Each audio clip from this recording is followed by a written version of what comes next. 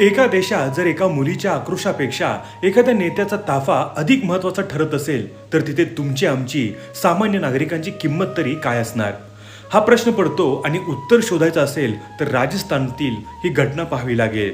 हे दृश्य पहा। उकळतं पाणी एका तरुणीच्या छातीवर, पोटावर आणि मांड्यांवर सांडतं। क्षणभरात तिची त्वचा भाजून निघते, आकसते, फाटते। वेदना इतक्या असह्य होत्या की तिच्या तोंडातून किंकाळी सुद्धा बाहेर पडू शकली नाही। तिचा आवाज जणू घशातच जळून गेला होता। ही आहे रेशूची कहाणी।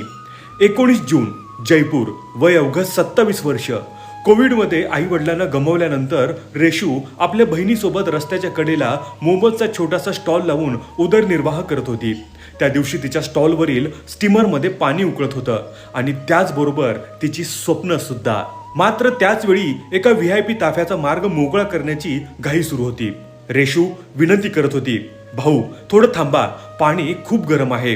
पण सत्तेच्या ताकदीसमोर एका गरीब मुलीची विनंती कोण ऐकणार? आरोप आहे की पोलिसांनी स्टीमरला धक्का दिला आणि त्यातील उकळतं पाणी थेट रेशूच्या अंगावर सांडलं।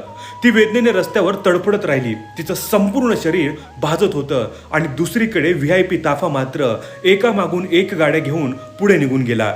मदतीसाठी एकही हात पुढे आला नाही। आज रेशू रुग्णालयात गंभीर भाजलेल्या अवस्थेत उपचार घेत आहे आणि या घटनेसाठी जबाबदार असलेल्यांवर कारवाई होईल की हे प्रकरण एखाद्या फाईलमध्ये दडपलं जाईल हा प्रश्नही आज कायम आहे। ही केवळ एका मुलीची वेदना नाही तर सत्ता आणि सामान्य माणूस यांच्यातील वाढत चाललेल्या दरीचं जिवंत उदाहरण आहे। जर तुमच्यात अजूनही संवेदनशीलता जिवंत असेल तर हा आवाज दबू देऊ नका। ही घटना जास्तीत जास्त लोकांपर्यंत पोहोचवा, संबंधित प्रशासनापर्यंत हा प्रश्न पोहोचवा आणि एवढंच विचारा, साहेब, एका जळणाऱ्या मुलीच्या किंकाळ्यापेक्षा सत्तेचा ताफा खरोखरच अधिक महत्वाचा आहे का?